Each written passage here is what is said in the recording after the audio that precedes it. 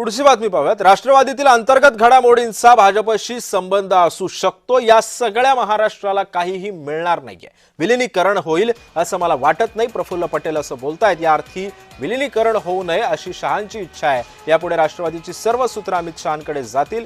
विलीनीकरण झालंच तर भाजपसोबत होईल, संजय राऊतांनी हे स्पष्ट केलं। राष्ट्रवादी काँग्रेसमधल्या अंतर्गत घडामोडीशी काँग्रेस, शिवसेना यांचा काय संबंध आहे? फार तर भाजपचा असू शकतो, कारण भाजपा या सगळ्या राजकारणाची सूत्र हलवते। अदृश्य शक्ती, अदृश्य हात हे भाजपकडनंच येत असतात। त्याच्यामुळे राष्ट्रवादी काँग्रेसचं विलीनीकरण होणार की नाही, विलीनीकरणावरती नंतर कोण अध्यक्ष होणार, हे त्यांचे प्रश्न आहेत, हे त्यांचे विषय आहेत।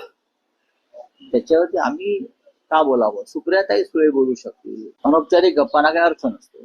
प्रफुल्ल पटेल काय म्हणतात त्याच्यावरती महाराष्ट्र देशाचं राजकारण चालत नाही, बरं का? तो त्यांचा, प्रफुल्ल पटेल जे बोलतात त्यांच्या पक्षाचा निर्णय, शरद पवारांचा निर्णय असेल। आणि ज्या अर्थी प्रफुल्ल पटेल बोलतात त्या अर्थी अमित शहाची इच्छा आहे की विलीनीकरण होऊ नये।